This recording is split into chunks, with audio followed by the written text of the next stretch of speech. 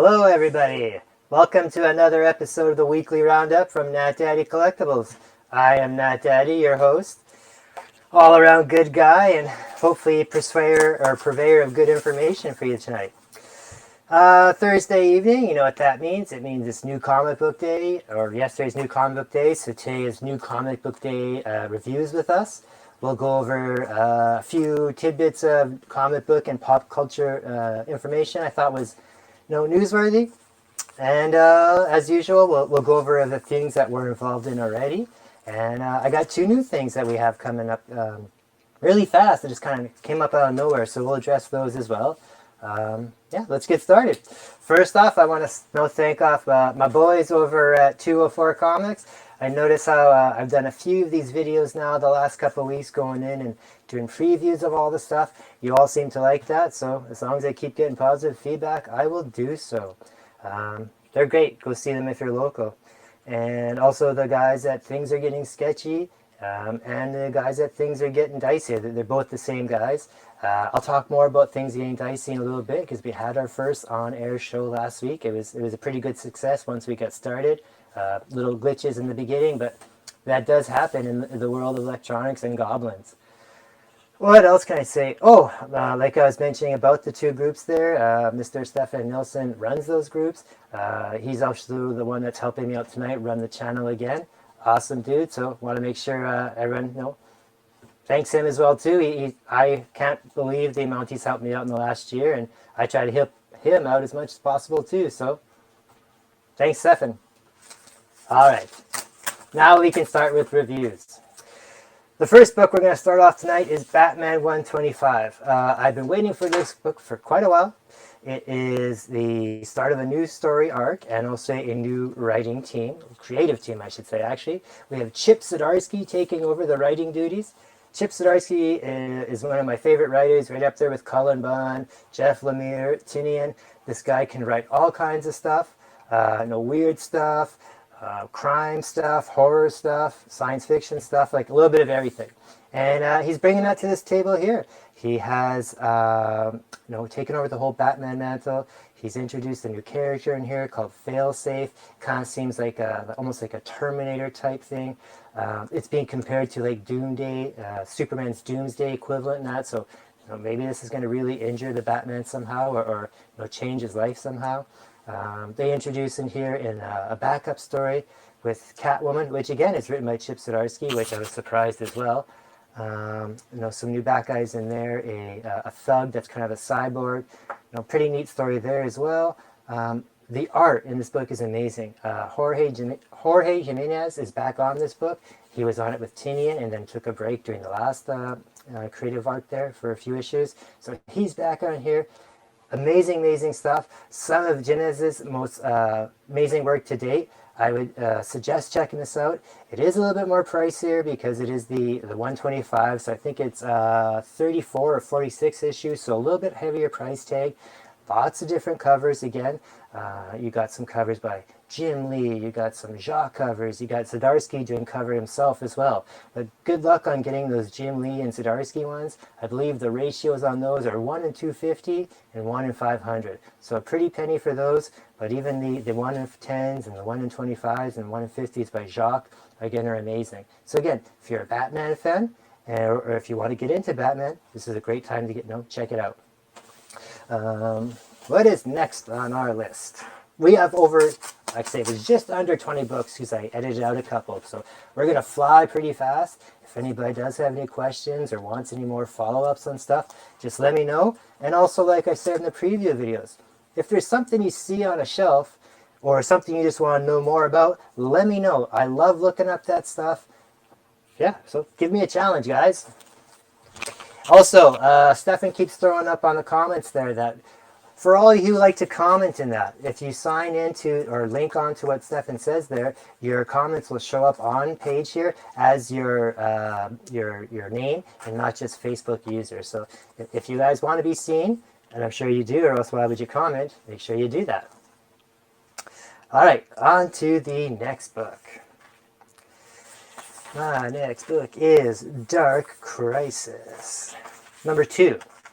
Another major event going on in this DC over the summer is Dark Crisis. The other one being the Flashpoint one, Beyond, which we'll cover next, actually. So you get Joshua Williamson doing the writing and Daniel Sanfrey doing the art on here. The art on this book is awesome. I love this miniseries so far. It's great. It makes me think a lot of not so much of the original Crisis in sense where it's all super cosmic and that. The Flashpoint one seems to be more of that. But this book I'm liking because it has that whole superpowers, Secret Wars feel to it, where you got all the bad guys teaming up to go against all the remaining good guys who are left after the Justice League have been wiped out by this team of, it's called the Army of Shadows, I believe it's called, or the Dark Army set up by Pariah. So in this issue, you have the Titans Tower has been attacked by Deathstroke and a bunch of other villains. Again, working together with Pariah, just trying to take out as many superheroes as possible. Nightwing being one of the main ones because he's kind of like a figurehead in that. Him and Deathstroke have had plenty of history over the years, so these two get a huge throwdown. Quite a few of the Titans kids, the ones who are in the school there, actually get kidnapped by these evil guys and are taken with them. So Nightwing's totally beat up. Now it seems like just chaos everywhere. All these villains are starting to kind of do these surprise attacks and that. So it's looking really good. I'm liking this book so far, and I really hope it stays that way. This is a longer series.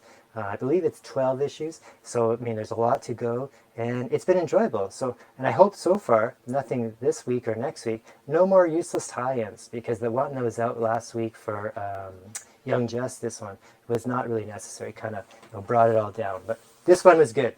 Another recommendation I highly like. DC stories lately have been just killing it. And their covers, A's and B's, have always been killing it, especially compared to some of the Marvel artwork. So, good job, DC. Yes, I will get to Maria as well, for sure. Maria's book is coming up. I just had Stefan whisper in my ear that Maria the Wolf is the exception at Marvel right now. And she's a friend of the channel. She does really cool, super detailed kind of monster tattoo work, and she has a cover for Sabretooth this month, which was a great book. I wasn't able to get the cover this time at my store. It sold out. But I've gotten other covers of her in the past, like the Spider-Punk ones and the Death of Doctor Strange ones. So we will mention that again. Flashpoint 3 Beyond. Number 3. Got multiple writers on here, all big names at DC. You got Adams, you got Johns, and you got Tim Sheridan. Multiple people doing the artwork on here because, again, it takes place at different timelines a little bit. So what it is, you got Thomas Wayne, which is the Batman from the Flashpoint area or reality, and he's trying to figure out why he's woken back up in this Flashpoint reality that he came from, which we all know, and him included, was wiped out at the end of Flashpoint to save the rest of the multiverses type of thing. So he's in there trying to figure out what's still going on. This clockwork killer person that he's trying to investigate and chase down through time keeps showing up in different places, killing people, putting like clockwork organs in them. There's a speedster that seems to be going around at the same time, that killing people. Reverse Flash shows up somewhere here, kind of killed and slaughtered as a, kind of a message in a display. It's really kind of cool. And now at the same time too, because these time disruptions are going on at different times that shouldn't be happening, now you have these kind of time eruptions or earthquakes happening in all these realities too. So you have some of the time police force there, like Rip Hunter's crew and that, going through there and trying to fix these things as well, but they're kind of getting lost and with all this madness going on. So again, it's a little confusing in the sense that they have these two major events going on, and they're similar enough that they kind of almost reference each other because they are so similar. Maybe they will end up tying together at some point. Who knows? Because again, all this multiverse stuff. But I do like this book. But again, because it's going on at the same time as Dark Crisis, it gets a little confusing between the two. But a good book overall. All right. Let us jump to our next one. Let's see here. I believe that is Batman 89. So for Batman 89 here, we're going to show both covers. I know Stefan has the A cover up right now, but he will show B cover as well. And the reason for that is these are my covers of the week. The A cover there is just awesome, clean sketch work, pencil work. It looks just like a movie poster should be. Great, great, great cover. I love it. I hope they turn that into a poster or a shirt or something like that. And then we have this B cover here. And this is by Tosca. Great cover as well there. I love the black and then the white kind of, I don't know if it's bullet holes or what going on it with the bat symbol in there. Almost like a coin flipping through the air. So I kind of think that's what it is, a coin, like a Two-Faces coin. But either one is great. Each Yeah, that's what I thought. Yeah, it's called The Last Coin Flip cover. So it is great. Two totally different covers and styles, but represent the story equally as well. So either one that you get would not be worse for wear compared to the other. I love this series so far, but it has gone on way too long. It's a 6-issue series, but there's been other 6-issue series in this style, Superman being one of them, that have ended more than a couple months ago. So the last 2 books, this one especially, has been kind of delayed, and I'm not sure why. But it was worth it. Again, the last couple issues kind of have deterred from the original point of this story, which is taking up right after Batman 2. Keep expanding that Tim Burton universe, and it all comes together in here. Harvey kind of, Two-Face goes crazy, does all his stuff. You got Batman interacting with him. You got Catwoman in there. You got, everybody. You got Robin in there. I really like the Robin's involvement in here. It's a great story. So, Let me jump in real quick. yeah, go for it. The Robin in the book is it modeled after Damon Wayans? Or Yes, Marlon it is. Wayans, It is. sorry. It is Marlon Wayans. Yeah, here. So he is a black youth living in like kind of a ghetto part of Gotham. So yeah, good thing to point out. That is him on the cover in there, but he kind of has a mask and that on. But he does. He is like you said, he is Marlon Wayans. But he's still the original Robin, just that in a black form, or sorry, in a black person form. I shouldn't say black form. I don't want to get kicked off Facebook. Awesome. So that was a great series to wrap up. I don't know if they're going to do another volume of this. They very well might, because when they've been doing that with some of the other Batman stuff, like the Batman animated series. So we'll see. Again, number 6 wrapped it up really, really well. All right, let's jump on to the next one. Our first indie of the night is from A.W. Upshot, I believe. Oh, sorry, Black Adam. Sorry, I forgot that one. I wrote that one in the back because I liked it so much. One more DC, and then to the indies. We got Black Adam coming up pretty soon, with, of course, Dwayne "The Rock" Johnson doing the role as Black Adam. Lots of big cast in there. You got, what's his name? I forget his name. The old James Bond is the Dr. Fate. Yeah, Pierce Bronson is being Dr. Fate. You have this new hot young actor who's being Atom Smasher, and same thing too with Cyclone. And all those characters, Hawkman included, are having one-shots, all tying into this Black Adam movie. So this is the first one with Hawkman, and then they have one coming up with Atom Smasher, and then Cyclone and Dr. Fate. So this cover here is cover A, and I never did see cover B, but apparently I saw it advertised inside this every DC book this month. All 4 of these covers have photo variants of the actors in their costumes. So we all know now that with CGC, and I will mention CGC a little bit later on too, they all have signings for all these actors and that. So if anybody wants to get a photocopy or a photo variant, a copy of themselves, because Dwayne Johnson's going to show up at CGC sometime signing books and that, or Pierce Bronson. So I would suggest so. Again, I didn't see the covers anywhere, but photo covers I always really like. They're either awesome or not that great, and even the not great ones still look cool because it's just real people in costumes. So I guess that's why people like cosplay so much. But I digress.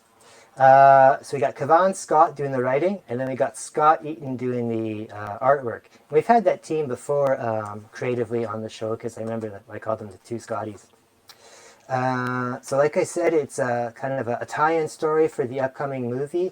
Awesome art on here. and it says a prelude.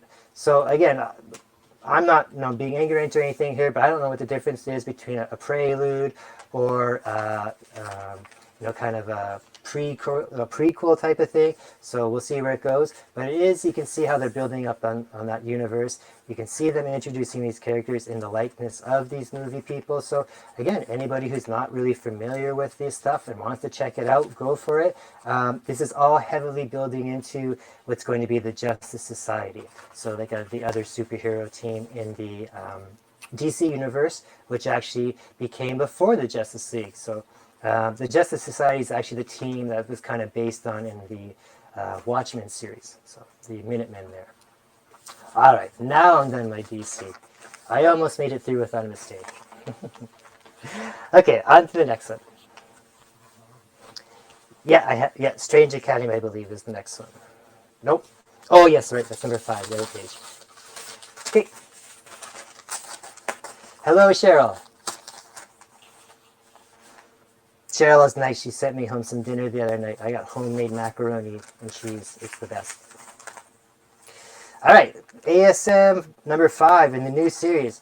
We have covered every issue of this book so far, which is rare because we usually like just to cover issue 1s or books of major events or keys in that. But this series has been such a great read. It has been some of the best Spidey work in at least 3, 4, 5 years. So again, awesome. Very happy about that. You got John Romita Jr. doing the art on here, which again is kind of, I won't say iconic, but almost legacy-like. He used to do this art before, and he took over for his dad originally, John Romita Sr. So they have all that going on. So very iconic that way as well. Zeb Wells has been doing amazing writing on here. The way he's weaving. Oh, that's a good joke there. Weaving, Spider-Man.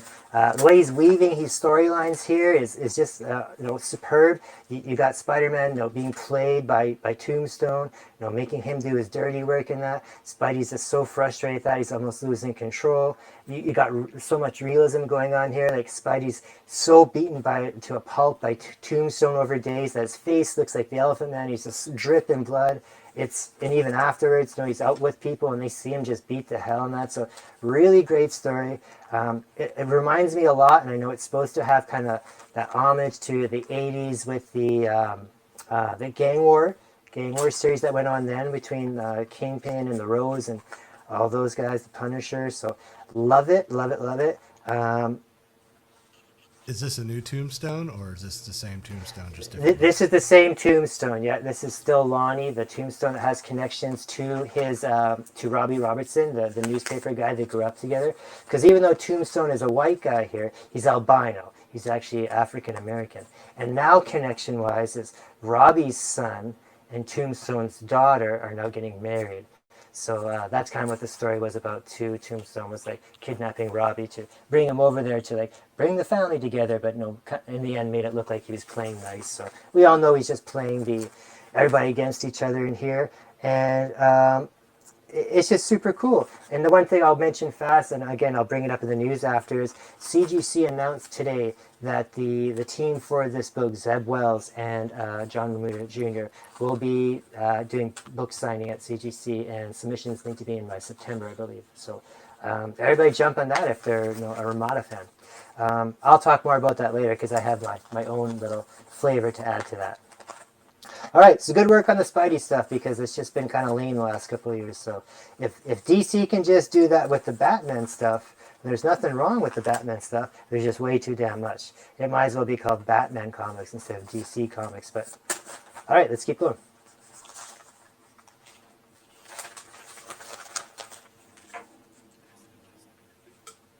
That's okay.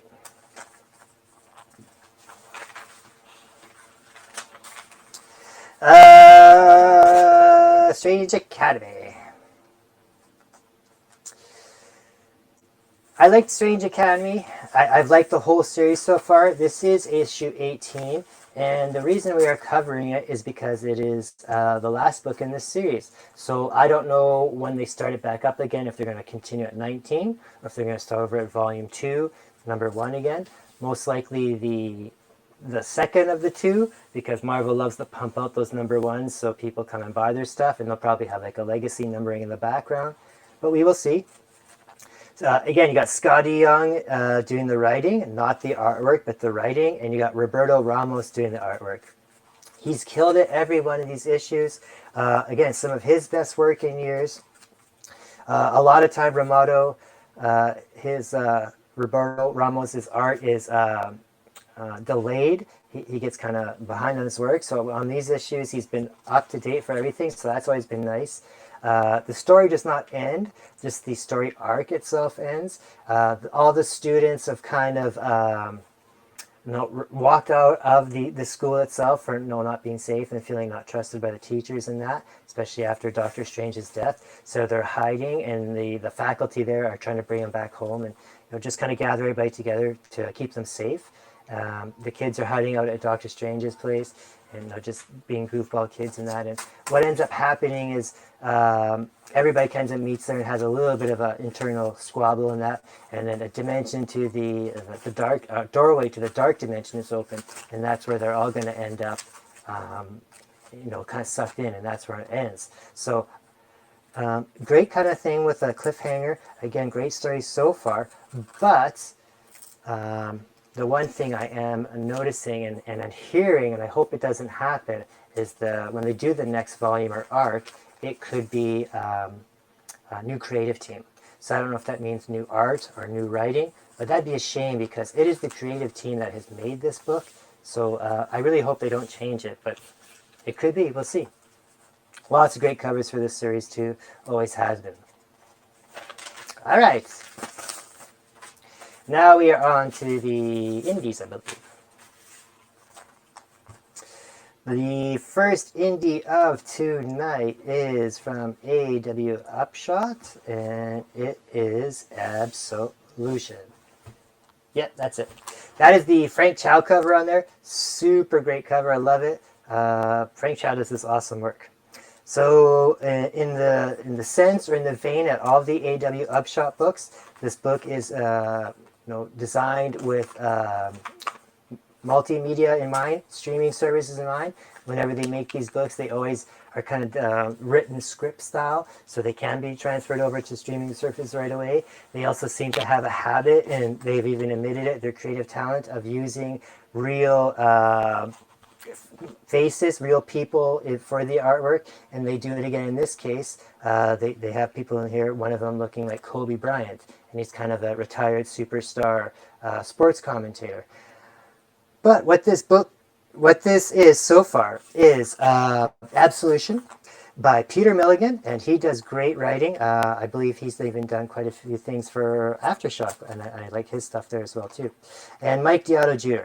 Mike Deodato Jr. has done a lot of artwork, and if not if not all of covers for this this imprint or this line of books. It's like he's one of the main people with Alonzo Adams, and he.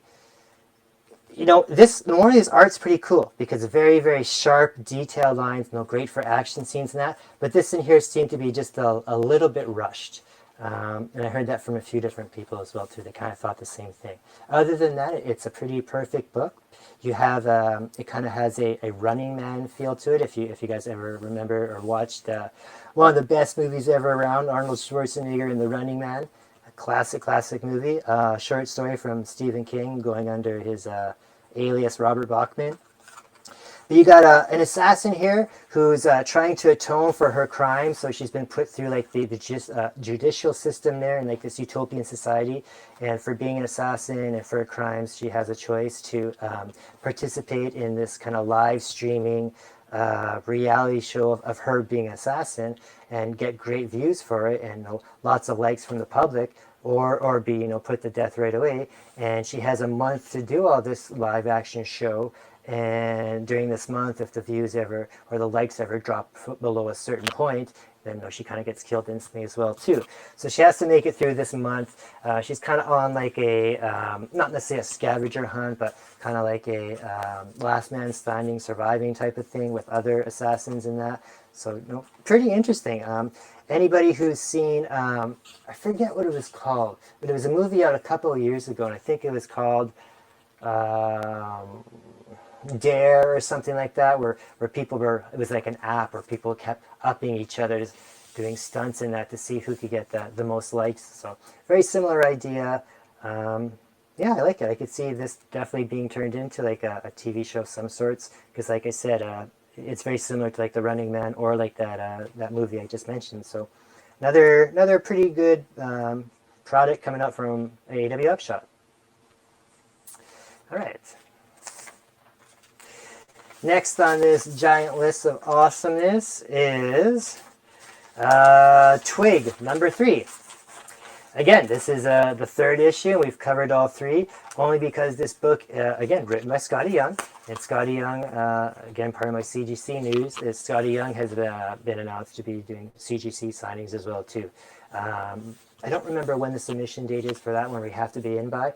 But I would suggest getting, if you are planning for Scotty Young, get your books in fast, because everybody loves Scotty Young books and everybody sends tons in for his signatures and remarks on that. So jump on that if you are a fan. I know Tyler here already is. He's already scrambling around looking for his. He loves Scotty Young, so he's been scrambling around trying to decide which book he wants to send in, because he wants to send just one book in, because it's not cheap. At the same time, too, it's not inexpensive either. So. But again, you got Twig here. Scotty Young is doing the writing on this one again. And you got Kyle Strahan doing the art. And a lot of people think it is Scotty Young doing the art in here, because Kyle Strahan's art is so similar. But it's awesome art. It's super bright, pops, very like solid colors, but still kind of painted feel as well. So I refer to it as a boombastic color. So almost like a music somehow, kind of very boombastic, but visually. So I really like it. Wonderful scenery and creatures in here.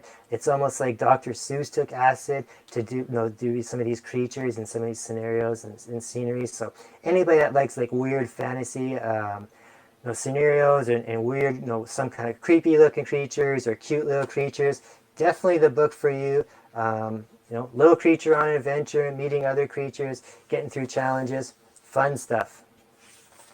Image has been killing it lately with Image puts out a ton of books, and they can literally 4, 5, 6, 7, 8 books a week, and they're all different. None of them kind of are in the same venue or vein, I should say. There's this type, and then there's some of the books we've covered coming up as well too that are completely different. But they all just kind of some are hit, some are miss, but most of the ones lately from Image I've been really, really enjoying. All right. Next one, number 9. The Closet.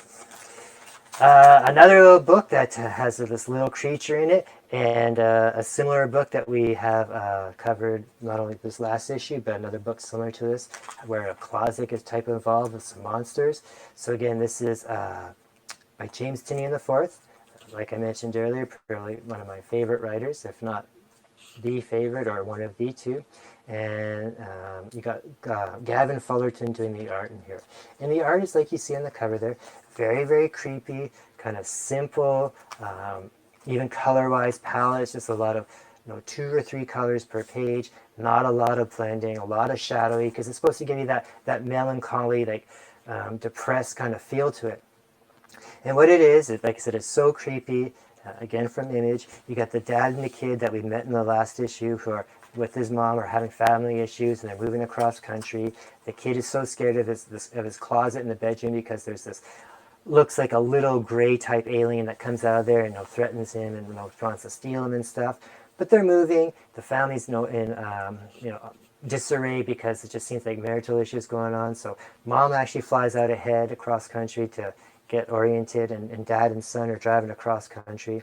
They stop at a friend's house to spend the night and meet dad's friend he hasn't seen for years. Dad and his friend are kind of bonding, and the friend's telling his dad, and he's asked get his act together and get your life straight, get things going with your wife, get your act together with your kid, because you're just a loser type of thing, right? So even while this is going on, the kid's in the house, and he's in this totally random house as they've stopped, staying at the family friend's house. And as he's lying in bed, the closet there appears above the bed. or on the bed on the roof. Just, this looks like this friendly closet, but again, just shows up there, and the creature opens up and comes out, and the kid runs out to the back, and he's banging on the patio door, but his parent, they can't. It's nighttime, and his dad and his friend there are sitting on the patio, and they can't see him or hear him. And the creature just comes through the door and drags the kid back down the hallway, and that's where it ends. So again, super super creepy. Again, with Tinian, like it can be horrifying or it can be kind of just suspenseful creepy. So really liking the way this is going. It's such a primal fear that, almost all of us had as a kid, knows the boogeyman in the closet. And again, this monster itself is not scary to look at. It just almost looks like a Peanuts character. It's just this round, gray-looking creature. It's always dark. You see its mouth in there. So again, just like it's more in your mind scary than actual scary. So again, I love this book. Anybody that's a horror or suspense type of fan or just creepiness, check this out. Yay for Tinian. All right, number 10. From Image as well. This book I was kind of looking forward to. Got a little disappointed into it, but I'm hoping issue 2 makes up for it. It is Stonehenge, The Boar and the Dragon. The artwork in here is amazing. Some of the most captivating and entertaining art that I've seen probably all year. It is kind of, I won't say multimedia, but multimedia. It has some kind of computer generated art, has kind of no painted scratchy art. Like I said, it's a little hard to follow, but I didn't even mind it because I just was getting lost in every page of the art. What it is you got the wizard Merlin, and he's traveling back to 5th century Britain, and he's trying to rescue the universe, all the magic in the universe, from these time-traveling robots that want to just kind of destroy everything. So the premises in that actually sounds kind of silly, but when you read it, you don't get anything like that in there. It's just like everything is like, again, kind of big and fantasy-like and monsters and just craziness like that. I didn't really see any robots in there. I guess these creatures that they do have in there are robots. They don't really refer to them. They kind of just look like, big hulking monsters. Yeah, but again, a little hard to follow. A lot of exposition, especially, very, very tiny and I won't say weird font, but the way it is lettered, it is a little tough to read on, against black, against white. So, but otherwise than that, I will read it again. I will read it again. I will read it again when issue 2 comes out. It kind of hopefully maybe picks up a little bit, because one of the rules I always like to say on the channel, and I always give people heck that dump a book right away, is you got to give something new, and something that new and different and strange, you have to give at least 2 or 3 issues a try. So we will do that with this one and see if it actually gets a little less harder to follow.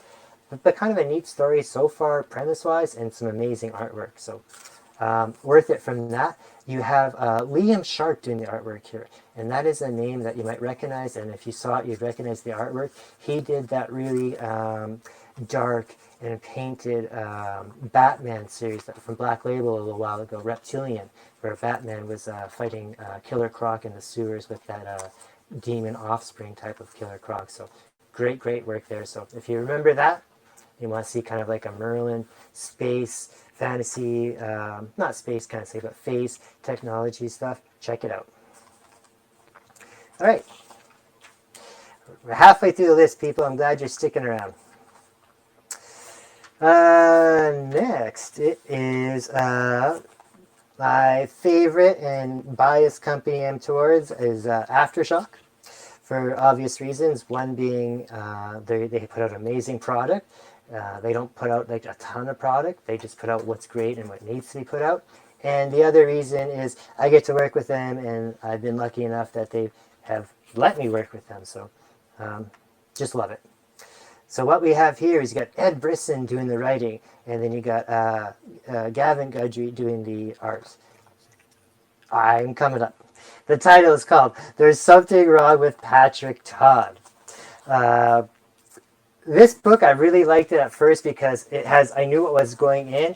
I heard it's about a guy who kind of has like these mind control powers, kind of like Purple Man, or kind of like Pusher on that one X-Files episode where the guy can kind of impose his will on people. So what he does is, it turns out he's a teenage kid, and he's enforcing his will on these people to go do bank jobs, robberies, and stuff like that. And he uses the money kind of like Robin Hood style, where he's using it to pay for his mom's hospitalization. She seems to be in a catatonic, vegetonic state in like a care home. So he's paying for that. He's paying for living in a hotel.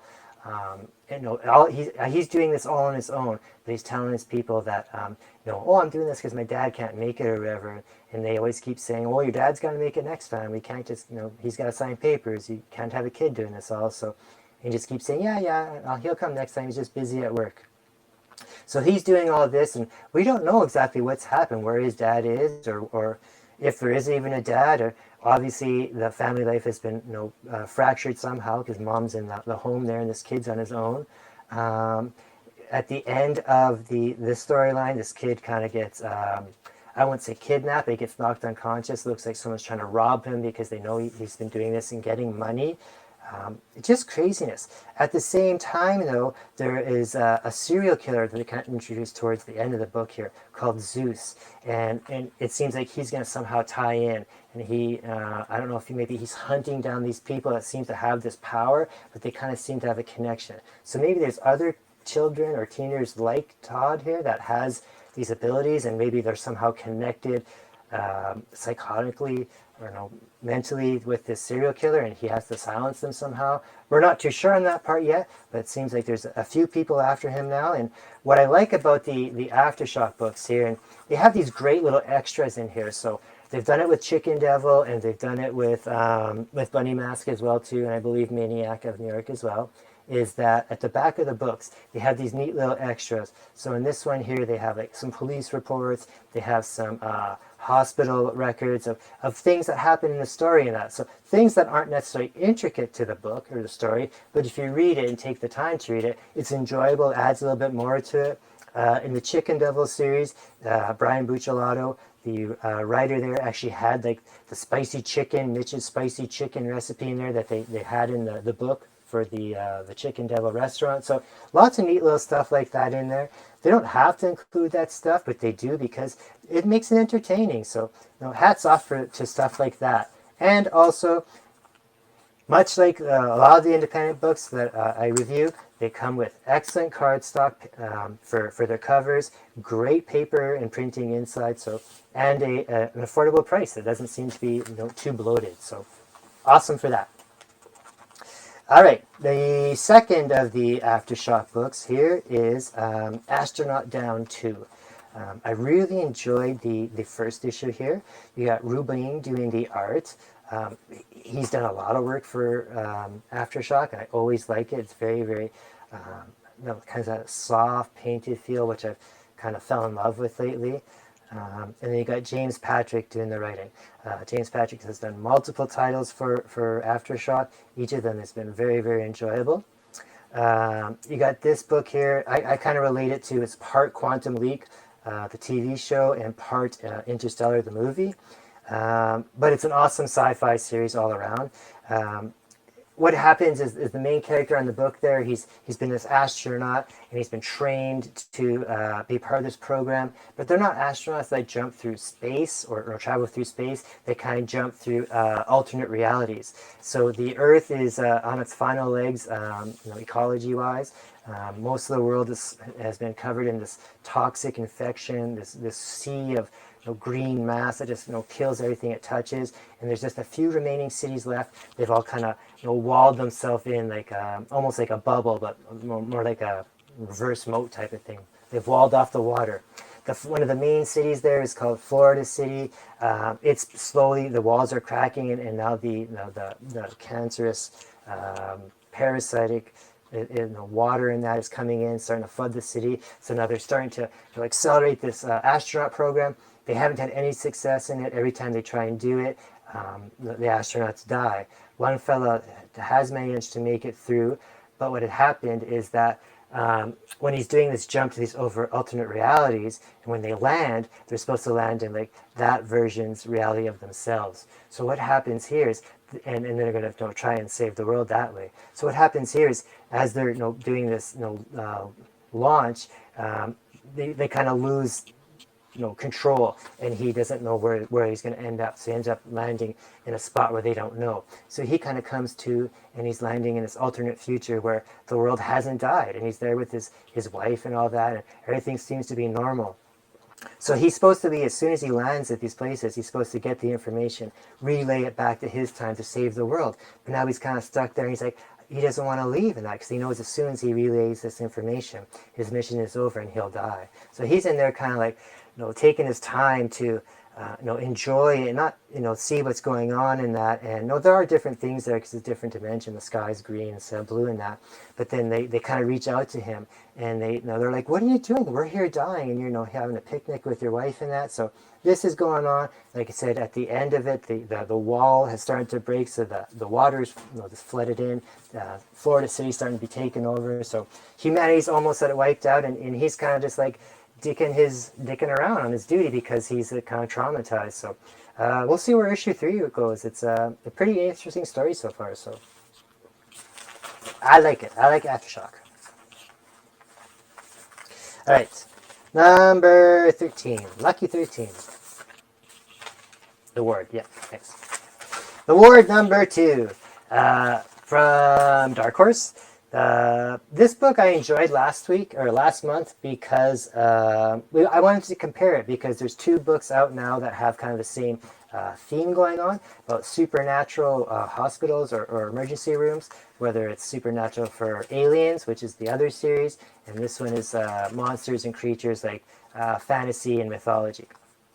So what you got here in issue 2, again, you got Cavan Scott writing, and which he was in one of the other books, and then you got Andreas Ponce doing the art.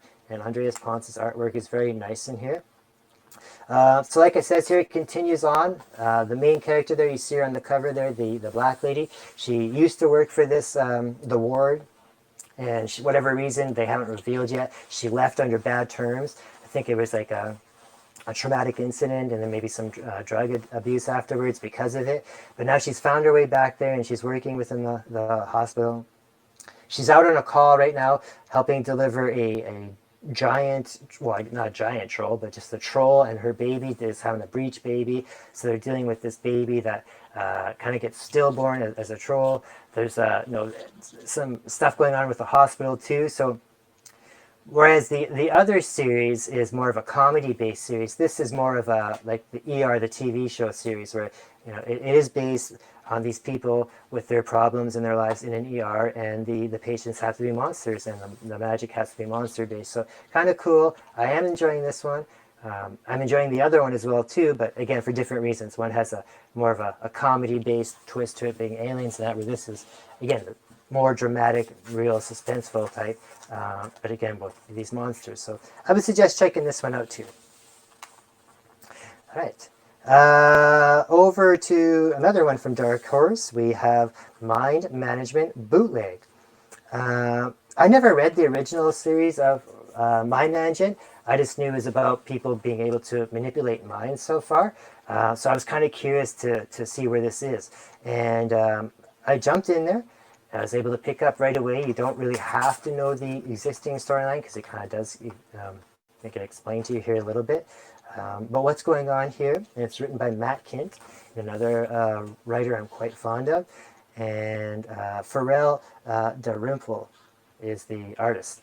So you got the former leader of the Mind Management Group is kind of returning to rebuild this organization that was, I guess, has been destroyed in the past. It's kind of like a government agency that, again, deals with these people who are can have these mind control powers and that. So they're going against this. It's kind of just starting off where they're starting to gather now and kind of rebuild this organization that was destroyed before. And now she's going around and gathering up these new people who I guess were like kind of sleeper agents or just forgotten agents that they didn't even know were around. So some of these people don't even realize they have powers. In this first issue, it's about this one black kid, and they go and get him, and again, it starts to build on it. So a little bit of kind of action adventure, a little bit of X-Files feel to it. Pretty good so far. I would say check it out. What's kind of cool too is This is now a new imprint from Dark Horse called Influx House, and it's Matt Kint's new imprint. So they've given him, I guess, his own creative freedom, like they've, I know a lot of other places they've given some of their more larger towns to keep them around. So he gets to have his own imprint now, and this is the first one. So, you know, something like that to pick up is kind of cool. All right. Let's see. Number 15. Prometheus 1313. This book, I had no idea what it's about. The only thing that attracted me to it was this wicked cover, and this is Jacques. He has done this cover, and it's an amazing book. It's done by from Ablaze, and we've covered a few of the Ablaze books. They have been doing the retelling of the Conan world, but they use the public domain version of Conan. They call him the Cimmerian. And they basically retell Conan in like the true form, not the watered down form. So very, very mature and gory and realistic. We've covered a few of those books because our friend artist Mike Ruth has done some covers for them. So the Cimmerian book. So that's kind of cool. What this book here is written by Andy Diggle, and then the art is by Sean Martinbrough, and it is. After a lady who is kidnapped as a kid, this black lady, she is plagued throughout her life, and especially as an adult, by these apocalyptic dreams or visions of the Earth's end. And she's gone through this whole life, and she's kind of made I don't want to say a career of it, but she's always stood by these dreams and visions and never back down about being kidnapped by aliens. And she ends up at the beginning of the story being like on a talk show, and she goes out there to tell her story, and she goes on stage and starts denying it. And then because she's tired of all this, so it ends up being like quite a stir in the audience, because a lot of people have come here to I won't say worship her, but they believe her in that. So they all start rushing the stage thinking that she's been coerced by the government to give up talking and that. So she's chased off stage, and she ends up getting kidnapped by some people. And these people end up being kind of like this end of the world cult, and they've kidnapped her because they believe these things that she's saying, and it turns out the things that she's saying is true. And the last few years she's been just taking psychotic medicine to kind of deal with it all. So they know it's true. They actually kill a few people to help get her out of there because they're so goal driven in that, and they've taken her off to become like this part of the goal, or part of the mission to save the world as it is. So kind of neat. I did like it. What I didn't know about it, but I knew going afterwards, and I still don't know how it ties in, is there's a graphic novel called Prometheus. And I don't know if it's coming out soon or if it's already been out by Ablaze, but an original graphic novel called Prometheus. And this is the prequel to it. So again, if anybody knows that in the conversation here, let me know, because I couldn't find anything on that. So interesting. I know it's some of these books lately. There was a couple, one last week and one 2 years ago, where, like I said, they've put out these graphic novels first, or these hardcover ones that kind of start off the series and then go from there. So I don't know if that's what they're doing with this or not. If anybody does know, let me know, because I really like this, and I'd like to see what the original story was that now they're doing a prequel for. Cool. All right, a couple more. From Dynamite. We always have to have one Dynamite book in here because they have amazing covers, amazing artwork, and usually amazing models doing the cosplay covers. So what this is Savage Tales by Dynamite. They have kind of re-brought the name out again. Savage Tales was a huge magazine in the 70s and that. So what it is it's an anthology series, which I'm a huge fan of. It can be horror, it can be science fiction. This has a little bit of everything. It's almost what I would consider like a pulp anthology, where it has a Elvira story in it, it has a Red Sonja story in it, it has a war story in it, like a World War II story, and then it has like an Indiana Jones type story in it. So what it is you got Scott Bryan Wilson and David Avalon doing the writing, and then you got Marco Benitez Chapo, Will Rios, Al Berenivo, and Hamish Murrow Cook doing the artwork in here. So like I said, there are 4 stories. You have one with Vampirella. Yeah, the Indiana Jones type one is the classic character Alan Quatermain. You got a Red Sonja one, and then you got this war hero called Captain Gulliver Jones. So again, I knew all 4 of the 3. I don't know if this Captain Gulliver Jones is a new character or not. Like I said, it seems to be like a war hero, like a Sergeant Rock type. So not sure if he's original or not, or if he's just something that's been brought back from them. But anybody that likes anthologies and that, this is a great read, simple read, fun. The Vampirella story is quite neat too. So I don't know if every issue going forward is going to have either a Vampira or a Red Sonja character in it, or other Dynamite Universe characters in it, because they've introduced quite a few now. So we'll see where it goes. So you know me, guys, I love my anthology series, especially with great artwork. So check this one out. Lots of great covers for this one too. Being Dynamite, of course. Yeah, Dynamite in the 50 covers per book. That's why there's a paper shortage. That's right.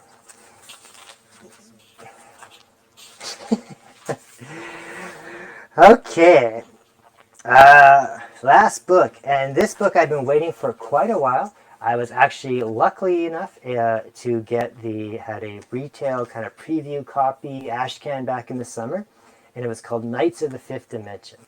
And the reason I wanted to pick it up is because for anybody who is a comic fan, either modern or old, you can look at this cover here and you can tell exactly what it is, and it looks like it's some kind of homage or straight kind of translation of Kirby.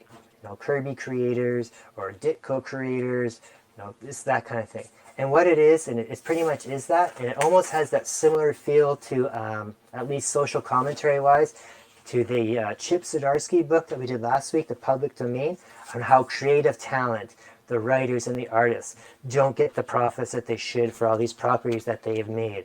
So again, much like the Public Domain one, this book starts off where you see this creator on the cover there. His name is William the Wizard. Let's see here, William the Wizard Gardner, and he's like the Jack Kirby of this world. He's spent decades writing these characters, the Knights of the Fifth Dimension. And even in the book itself here, you can see on the left side of this cover, it has that Kirby classic kind of 60s art feel. So everything is written like that. But then you see the right side of the book, and the right side of the book is like real reality. And most of the stuff we find out that he's been writing for all these years is actually true. So what's been going on is for decades now, like I said, the wizard, William Gardner, has been writing his comics here. And when he first started these comics, he made a deal with the company, I think it's called Excalibur Comics, that he didn't want all these profits and stuff for them. He just wanted to be able to survive and always be able to write this comic. Like it would never go, they would never miss an issue. It would always be published as long as he's alive. So for decades now, he's been writing out these comics, which nobody reads anymore. They're just kind of dollar bin stuff. But again, they're still around. But for years now and decades, the company's been making movies and merchandise and all the things that we see nowadays. So they've been making millions off him, and he hasn't made anything. So that's kind of caused some. It caused him and his protege to break up over this many years ago, and now his protege started off really good and was working with them and groomed them to take over and to start working on his own, and he did. And within a year or so of doing that, he was great. He kind of burned out Rock and Roll Complex wise, not showing up for gigs and lots of drugs and alcohol and thinking he's God and that, so kind of got burned all his bridges. So many years later now, he gets contacted by by his former mentor now. He thinks maybe he's dying or something, and he goes over there and they start fighting and arguing again. And he finds out that the older guy kind of drugs him and puts him in a coffin, and we leave it at the end where he explains to him like all this stuff I've been doing for years is real. I'm like kind of like a part of this team, and that. So now I'm dying, or I'm about to come to my end. So we need a new leader for the Knights of the Fifth Dimension. So they kind of lock in this coffin, and you see the heroes, the comic drawn heroes, kind of looking over from above, and now they're like these lifelike versions. So awesome artwork if you're a fan that likes the old classic artwork, and if you like this new stuff, because the new stuff in there almost has that Alex Ross feel to it. So that live portrait feel. So two totally contradicting types of art, but it fits the story because I think we're seeing that a lot more nowadays, especially as the younger artists are getting older, that they want to see that these older creators, that they we've all worship, that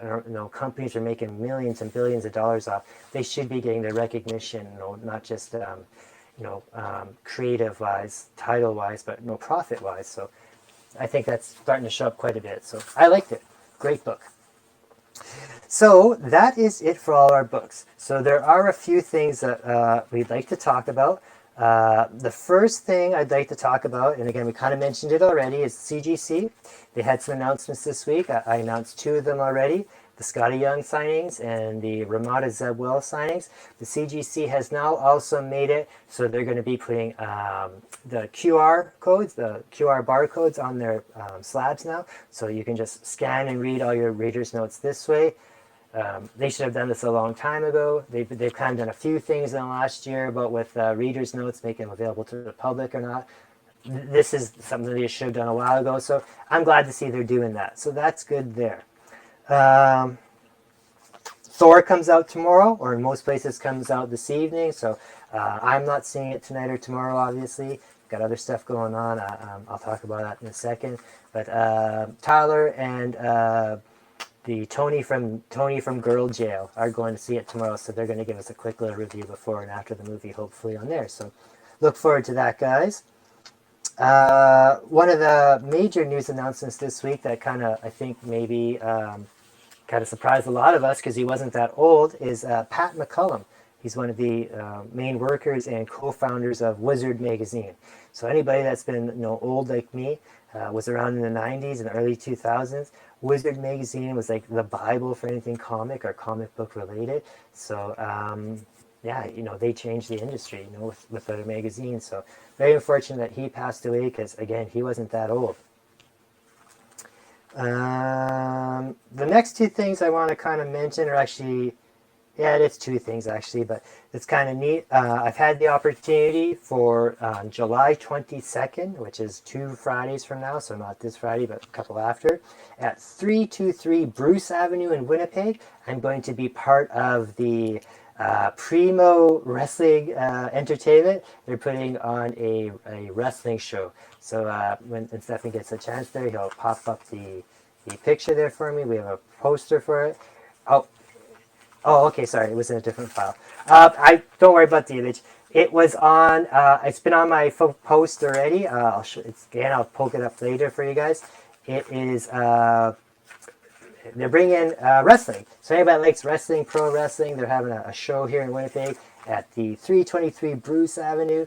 It is the 22nd. I'll be set up there. I'm going to have some wonderful products for you guys. Come check it out and see the show. It's $15 in advance, $20 at the door, and you can buy at Primo Collectibles online and at Rocky Mountain Chocolate, I believe, as well too. I just joined this party kind of late for this because I just saw it last week in that. But they have another event coming up in August, later on in the August, about a month later, I believe exactly. And I'm going to take part of that too, and maybe take a bigger part in that. So we'll see. So that one's going to be pretty cool because they have former WWE NXT star Dexter Lumis coming there for a signing. Now he's not Dexter Lumis because he's, of course, WWE's released him, so he's back to his independent name. So come check that out. So that's a big name, and he's going to be doing signings and a meet and greet before the show. Also, the biggest news of the week, involving all my artist friends and also my cover artist, Michael Berglund himself. I got approached by a member in the comic book community who's fallen ill with a serious illness, and unfortunately because of this, he's had to sell some of his wonderful treasures and collections from over the years. He approached Nat Daddy asking us if we were interested in buying all this artwork, and there's just so much of it, and it's so amazing that unfortunately I couldn't do that, but I have offered to help him auction it off so he can get as much cash of it as possible. So when he started sending me pictures and that for it, we're talking like there's close to 30 pieces there. I've put up pictures on the I have put on pictures on the Facebook page and groups and stuff, and I know Stefan will rotate some through as well. 30 different pieces, different artists, guys like one of my friends here, Casey Parsons. I have a t-shirt on from him. He's got some work in there, all work that's been bought by this gentleman. I reached out to Michael Berglund, our cover artist for Nat Daddy, and he wanted to donate a piece to the cause, so he's donating a piece. I reached out to Hugh Rookwood, another artist who's done 2 covers with Nat Daddy. He didn't have anything original at the moment to donate, but he was wonderful enough to donate one of his prints signed and framed. So that's amazing too. Like I said, this auction will start Friday evening. I believe it's 8 p.m. my time, so 8 p.m. Central I have it.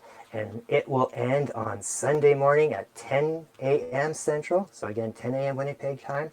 There is 30 plus pieces of art here. We have full page pieces, original comic book art, like right from the pages themselves. We have original sketches. We have sketchbooks that are autographed and remarked. We have little sketches, big sketches. We have amazing stuff. Like I said, art by Casey Parsons, art by Gabriel Deodato. Amazing stuff here. I wish I could buy this all just so I could keep it, but obviously I can't. You got Tom Hodges, Francis Manipul, that Catwoman there I want so bad. There's a black cat that I want a Catwoman as well. There's a Mirka Andolfo set in here from her Natural series, so another huge stuff. So I can't stress enough for everybody who loves art to check this out. There's pieces available here for all types of budgets. There's stuff as low as $20 starting bids, and stuff, some of the larger pieces like the Gabriel Deodato and some of the original sketch covers are a few $100s, but again, this varies in between in that. So I do kind of implore anybody to check it out. It's not going to be a live show per se. I'm not doing it by video. I'm going to have it on the Nat Daddy page. I'm going to listing in the comments. It'll stay up for a couple days. Like I say, during the couple days, if you are outbid, I will try to notify you by liking your bid or hearting your bid. But again, don't hold me to that, because I'm hoping it's fast and furious. I want this guy to make as much cash as possible for him. Like I said, I don't really know this fella. I just know his name through the community, and I just want to do something nice, because I have some family members in my family who have been diagnosed with this person's illnesses. I don't want to disclose anything personal information wise about anybody, but so it is a little bit closer to heart. I do know what he's going through and that. So yeah, I'm not making any cash out this. This is strictly just something I want to do for this gentleman. It is a shame he has to give up this artwork, because it is amazing stuff. So please, when you do check it out, especially all you American folks down there, this is going to be in Canadian money. So you get automatically a third extra to your value there. I hope you guys can participate. Shipping isn't going to be too bad. It's because most of the stuff is kind of comic book size or just kind of single pieces of paper. So shipping, unless it's like to the States or international, will be about $15 or $20 each. So again, not too big of a deal. But hopefully, if you're buying local, it's still going to cost you shipping though, because this fella is not in province. So. But I mean, if you are local, I'll get him to ship it all here and go from there. We'll just do whatever's best, because again, this guy does. He wants me to. No, I've offered to do it because he's physically not able to. That's all I really have to say, guys. Besides on the auction, the other project that we have started, and it was last week, and I hope a few of you have checked it out because we had a blast doing it. Was the Things Are Getting Dicey stuff. So Stefan, who again running the room here, he was on the opposite end of the video camera this time. He was the one playing. He was still running the stuff for me, but I was the one making the decision. So him and a friend of ours named Rob, were the two participants this time. As the next show will be, not a week this upcoming Saturday, we'll have some new people come in because it's hard to get people together, with a family and summer, and there's only so much time. So we will get people in and out. Please come join on that. It's called Things Getting Dicey, Saturday evenings. And I mentioned on that show that I will be giving away a signed copy of the Hulu optioned Calculated Man by Matt Daddy Collectibles, cover exclusive, again by Michael Berglund. And here's your question for all you people listening and watching at no later time. This will go until Sunday evening. The first person to respond on my Facebook page here, even though this video will be up on YouTube eventually, is in the Things Are Getting Dicey stream. What is Stefan's character's name? You can just give me his first name, but he is a dark elf. He's a badass, and he's just a man out for himself. And what is his first name? So the first person to put that will get a copy of Calculated Man #1, signed by Michael Berglund. And for anybody who did not see it, the artwork for the show on Things Are Getting Dicey, Michael did a Conan piece on there that was amazing. I forget who won it now, but whoever won it is lucky because it is an amazing, amazing piece. And yeah, I just can't say enough about it. So. And we're going to have Mike back again to do art for the next show as well. Yeah. Michael is going to be coming back for the next show as well. On this show that we had last time, Michael wasn't in the room doing the artwork, but he was painting that evening, so it was kind of done live. And I do believe for the next episode, we're going to have Michael trying to be in the room at the same time, just so you guys can see the artwork getting done. Because I've been watching Things Being Sketchy now for a little more than a year, and even when I'm on the show, doing some kind of the hosting abilities and that, I get mesmerized by the art that these guys do. So again, if you're not a D&D fan, because I know I had a couple of people who watched the show, some older people and that, they're like, oh, I don't know if that's my cup of tea type of thing. I'm like, I understand it's more about fun storytelling, but we're going to have some more other stuff on there for entertaining. Like I said, we're going to have auction piece each week. We'll have a little bit of giveaways and stuff. So yeah, please come check it out. It's just some fun stuff. And then eventually after that for a little while, we'll get back into doing some tag stuff as well too. So me and Stefan were kind of similar in the sense that we say we're tired and that, but then we try and find something else new to do. So I appreciate everybody who's been watching. We're up to 429 members now. I just checked before the show started. I love you guys. Keep joining, spreading the news, adding it. The reason I mention that is because I said this about a month or so ago now. Anybody who buys the Matt Daddy exclusives, the Calculated Man, the Spectro, and everybody who enters their name to become a Matt Daddy member, when I hit 450, and we're only 21 away now, someone will be drawn to win this newsstand edition, McFarlane Classic, Spider-Man #1, the green cover, newsstand edition, so that's pretty cool too. So I hope everybody has a great rest of your weekend. I know summer's in full effect, school's out. Be good to everybody. Be good to each other out there. There's too much nastiness in the world, so be good, support each other.